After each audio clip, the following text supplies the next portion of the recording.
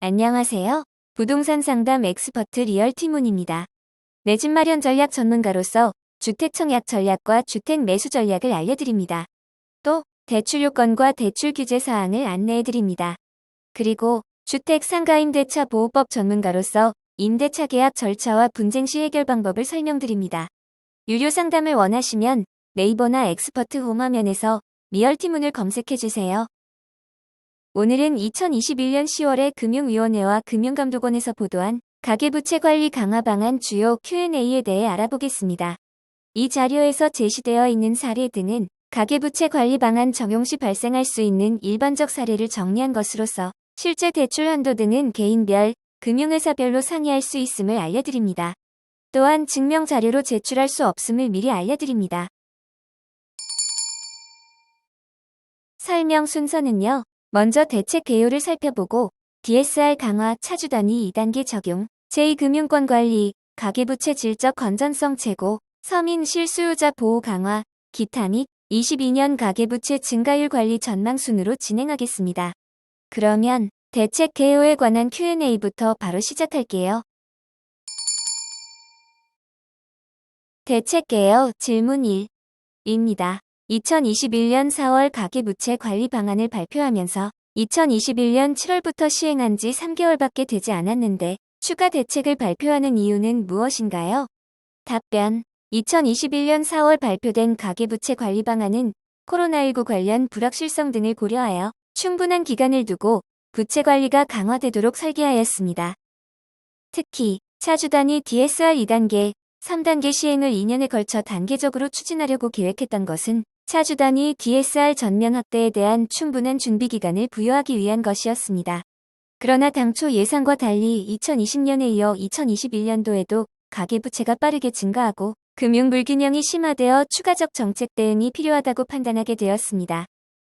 코로나19 대유행 및 이에 따른 저금리 지속, 지방선거 이후 급격한 부동산 시장 불안 등의 영향으로 가계부채가 급증 지속 예상되므로 금융당국은 총량 관리를 통해 2021년도 가계부채 급증세에 우선 대응하기로 하였습니다. 아울러 2022년 1월부터는 강화된 차주 단위 DSR 등을 통해 가계부채가 제도적, 체계적으로 관리되도록 당초 계획을 앞당겨 시행하게 되었습니다. 질문 2. 최근 가계부채 위험성에 대한 인식은 어떤가요? 답변. 최근 가계부채는 실물 경제에 비해 규모가 지나치게 크고 증가세도 주요국 대비 너무 가파른 상황입니다. 과도한 가계부채 증가는 자산시장 버블의 생성, 붕괴로 이어져 실물 경제에 악영향을 초래할 수 있고 향후 가계부문 소비 여력을 위축시켜 거시경제 관리에 애로를 가중할 수 있습니다. 무엇보다 외부 충격 시 다중채무자 2030 세대 자영업자 등 취약계층 중심으로 부실이 확산되어 이들이 큰 고통을 겪게 되는 상황을 사전에 방지해 나갈 필요가 있습니다. 다만 한국의 가계부채가 당장 금융시스템 위험을 촉발할 상황은 아니며 금융회사 건전성 측면에서는 관리 가능한 수준입니다. 가계부채 비중 국제 비교와 가계부채 질적 건전성 평가지표 참고해주세요. 질문 3. 가계대출 규제 강화 시 무주택자 등 실수요자 대출이 어려워질 수 있다는 우려에 대한 입장은 무엇인가요? 답변. 현 시점에서는 가계부채 관리 강화를 통해 잠재적 위험 요인을 완화시켜 나가는 것이 시급한 상황이지만 이 과정에서도 가계부채 증가율을 축소시켜 나간다는 것이지 대출 총량 자체를 감소세로 전환시킨다는 것은 아닙니다. 부채관리 강화 과정에서도 자금이 꼭 필요한 부분에 대해서는 적정 수준의 공급이 이루어지는 것이 필요합니다. 따라서 향후 가계대출은 차주의 상환 능력 범위 내에서 대출받고 대출을 받으면 나누어 갚는다 는 원칙이 견지될 필요가 있습니다. 아울러 서민 등 취약 차주에 대해서는 생계자금 애로 최소화를 위한 정책적 보완 조치가 지속될 것입니다. 취약차주 경감 조치는 1. 전세대출을 취급액 총량 관리에서 제외하고 2. 잔금대출은 입주사업장 점검 TF를 구성, 잔금대출 동향 모니터링하며 3. 무주택 서민 LTV 10% 완화와 청년 전월세 대출한도 확대, 초장기 40년 모기지 공급 4. 취약계층 대상 서민 금융상품 공급 5. 중금리 대출 확대 6. 소상공인 지원 프로그램 7. 소상공인 대출 만기 연장 지원 등입니다. 다음은 DSR 강화 관련한 Q&A입니다. 질문 4. 차주 단위 DSR 조기 시행 및 산정 만기 현실화에 따른 기대 효과는 무엇인가요? 답변. DSR은 차주의 상환 능력을 측정하고 그 범위 내에서 대출을 취급토록 하는 규제입니다. 따라서 상환 능력 범위 내에서 대출을 이용하고 있던 실수요자의 대출 한도에 미치는 영향은 크지 않을 전망입니다. 반면 상환 능력을 초과하는 과도한 차입을 통해 부동산 등에 투자하던 차주에 미치는 영향은 상대적으로 클 전망인데요. DSR 규제는 차주의 상환 능력을 대출 판단의 기준으로 삼아 금융회사의 과도한 대출 차단을 가능하게 합니다. 이러한 측면에서 DSR 규제는 과다 차입에 노출된 소비자를 선제적으로 보호하는 긍정적 측면도 존재한다고 할 것입니다.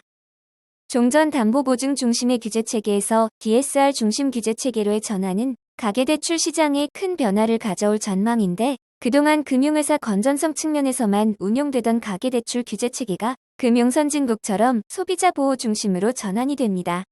LTV는 충분한 담보를 확보토록 해서 금융회사의 손실을 최소화하는 규제인 반면, DSR은 차주가 갚을 만큼만 빌려주어 차주를 보호합니다. 주택금융시장 자금 흐름에서도 불효불급한 투기 수요는 최소화되고 실수요는 충분히 공급되는 선순환의 기틀이 마련될 것으로 전망하고 있습니다. 질문 5. 근본 제2금융권 규제 강화로 제2금융권을 이용하는 취약계층이 불법 사금융으로 내몰리는 것 아닌지요? 답변. 기본적으로 상환 능력 범위 내 대출 원칙은 모든 차주에 적용되어야 하며 제2금융권도 예외가 될 수 없습니다. 다만 DSR 강화 등으로 제2금융권 이용하는 서민 취약 차주의 금융 접근성이 크게 제약되지 않도록 다양한 배려 방안을 마련하였습니다. 첫째, 이용 차주 특성 등을 감안하여 은행권 대비 상대적으로 완화된 DSR 기준을 제2금융권에 적용합니다. 둘째, 상환 능력 범위 내 대출 원칙이 현장에서 안정적으로 정착되도록 차주 단위 DSR을 단계적으로 확대합니다. 셋째, 서민 취약 차주 대상 정책자금 대출, 긴급자금 마련 목적의 300만 원 이하 소액 신용대출 등은 DSR 산정 시 계속해서 제외합니다. 차주 단위 DSR 불포함 대출은 서민 금융상품, 300만 원 이하 소액 신용대출, 300만 원 이하 유가증권담보대출, 전세보증금 담보대출 제외한 전세자금 대출, 주택연금, 정책적 목적에 따라 정부 공공기관 지자체 등과 협약 체결하여 취급하는 대출, 자연재해 지역에 대한 지원 등 정부 정책 등에 따라 긴급하게 취급하는 대출, 보험계약 대출, 상용차 금융, 예적금담보대출 등입니다. 향후 서민 취약차주의 대출이 과도하게 축소되는 사례가 발생하지 않도록 면밀히 관리 점검해 나갈 계획입니다. 서민 취약계층의 금융 접근성에 어려움이 없도록 정책 서민 금융상품, 중금리 대출 등 서민 금융 공급도 지속 확대할 예정입니다. 질문 6. 제2금융권 차주 단위 DSR 규제 비율 50%를 은행권 40% 대비 여전히 높게 설정하는 이유는요? 답변. 은행권 규제 강화와 제2금융권과의 규제 차익에 따른 풍선 효과 고려 시 규제 비율을 동일하게 운영해야 한다는 지적이 있으나 제2금융권은 은행권에 비해 대출 취급 유형과 비중이 상이하고 해당 업권을 이용하는 차주 특성, 담보 성격, 소득 증빙의 차이가 존재합니다.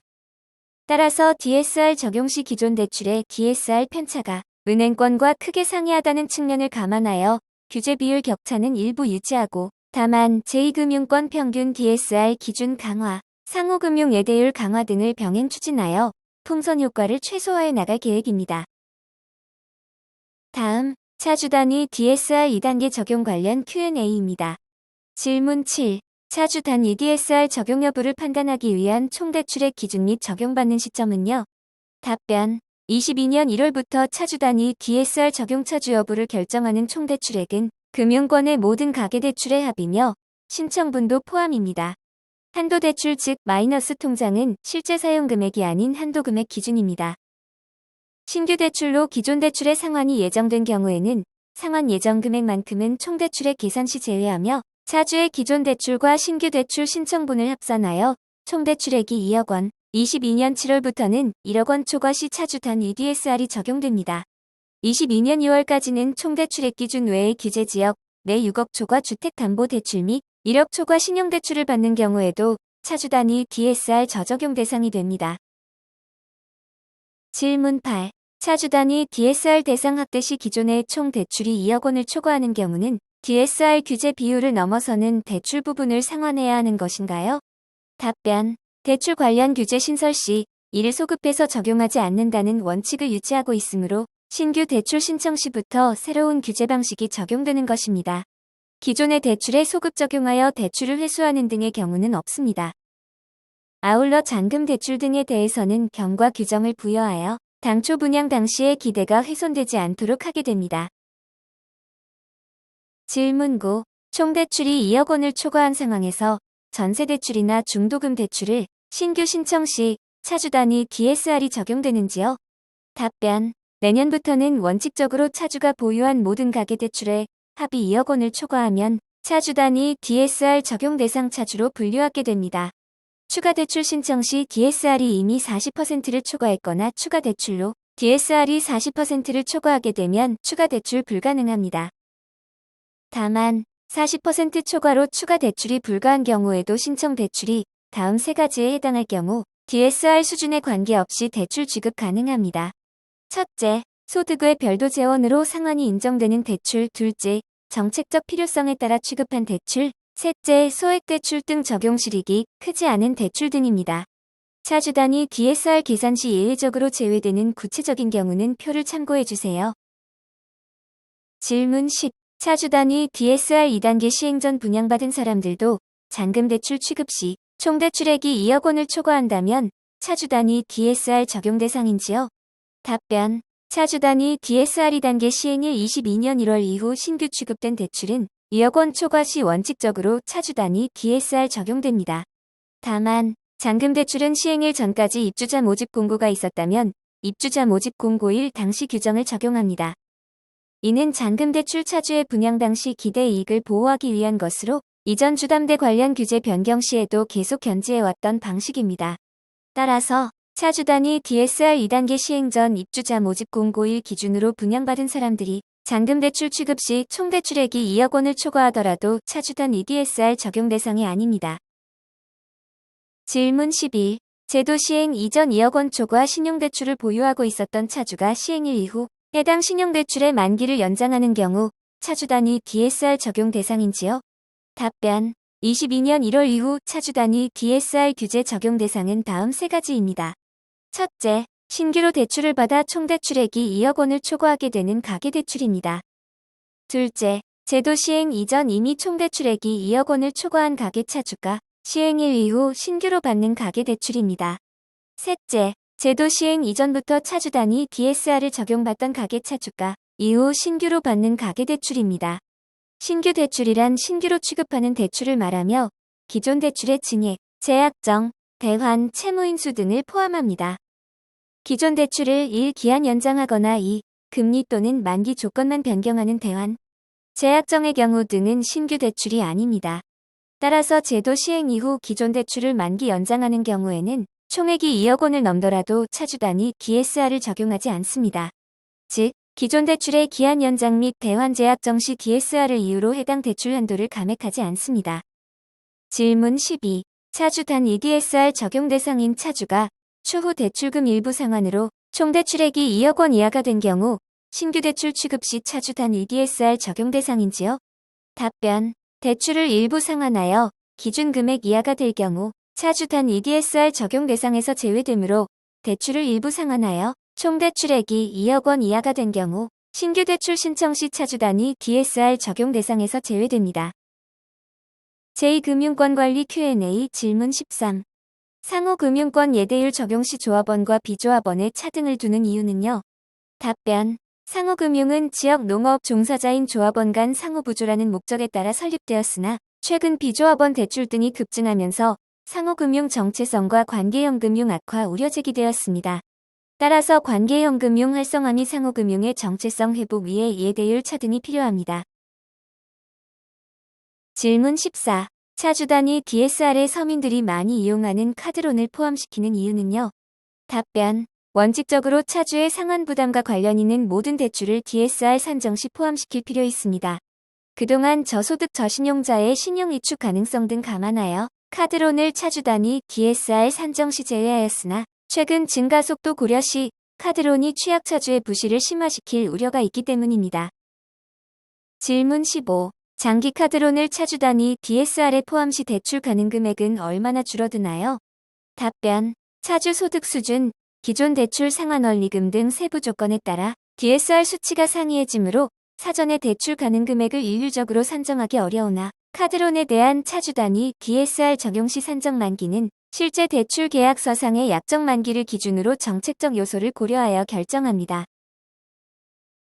질문 16. 분할 상환 대출 확대 필요성 및 의의는 무엇인가요?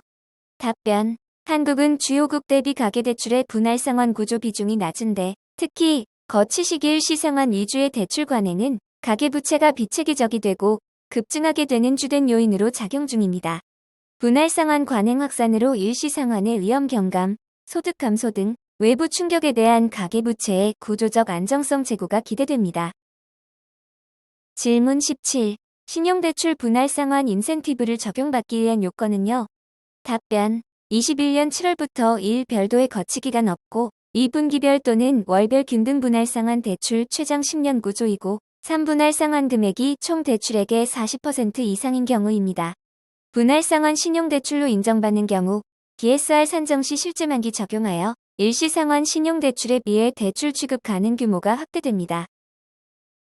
질문 18. 2022년도 총량 관리에서 전세대출은 지금처럼 제외되는 것인지요? 답변. 전세대출은 최근 수년간의 급증세, 갭 투자를 용이하게 하는 수단으로 활용 가능성 등 고려 시 적극적 관리가 필요합니다. 다만 2021년 중 가계부채 총량 관리 과정에서 전세대출 전면 중단 가능성에 대한 시장 우려가 높아 2021년 중에는 예외적으로 관리에서 제외하게 됩니다. 질문 19. 최근 2021년 하반기 강화된 전세대출 심사 규정이 2022년에도 유지되는지요? 답변. 최근 은행권이 결정한 강화된 전세대출 심사 기준은 불효불급한 전세대출을 선별하여 서민 실수요자에 대해서는 중단 없이 공급하기 위한 자율적 조치입니다. 원칙적으로 해당 심사 기준은 2021년 말까지 적용하나 2022년도에는 언제든지 심사 규정 강화되어 재개될 수 있습니다. 질문 20. 가계부채 관리 강화로 농민들의 비주담대 취급에 애로 발생 우려가 있습니다. 사업자금 용도로 받는 가계 비주담대에 대한 간소화된 사업자 대출의 구체적인 취급 절차는요? 답변. 향후 DSR 규제 강화에 따라 사업자금 용도의 가계 비주담대 취급 애로가 발생할 개연성 있어 사례를 참고하여 간소화된 사업자 대출 취급 절차를 마련하여 조속히 시행할 계획입니다. 질문 21. 주택 관련 대출 약정 이행 현황은요? 답변. 금융회사들은 투기 목적의 대출 제한을 위해 주택담보대출, 전세대출, 신용대출 취급 시 다양한 약정을 체결 중입니다. 이행률 등 자세한 사항은 자료 화면을 참고해주세요. 질문 22. 대책을 즉시 시행하지 않고 대책 발표 2개월 이후인 22년 1월에 하는 이유는요? 답변. 큰 틀의 제도 개선이 예고되는 만큼 다양한 불편 사례 및 혼선을 최소화할 필요가 있으며 금융기관들의 준비를 지원하고 세부 사항들을 자세히 안내할 예정입니다. 질문 23. 플랜 B의 구체적 내용 및 시행 시기는요? 답변. 가계부채는 거시경제 여건이나 자산시장 변화에 크게 영향받으므로 규제에 대한 예측 가능성을 최대한 부여하면서 대책의 강도와 시기는 탄력적 조절이 필요합니다. 플랜 B는 DSR 등 기존 제도의 효과성을 더욱 높이면서 급증 분야 및 규제 사각지대에 대한 추가 규제 방안으로 구성되며 적합한 방식으로 추진됩니다. 질문 24. 2022년도 가계부채 증가율 관리 목표 4에서 5%대는 어떻게 산출된 것인가요? 답변. 22년도 가계부채는 20년 중 큰 폭 확대된 증가세를 코로나19 이전 수준으로 단계적으로 정상화시키는 것을 목표로 관리합니다. 자세한 수치는 자료 화면 참고해주세요.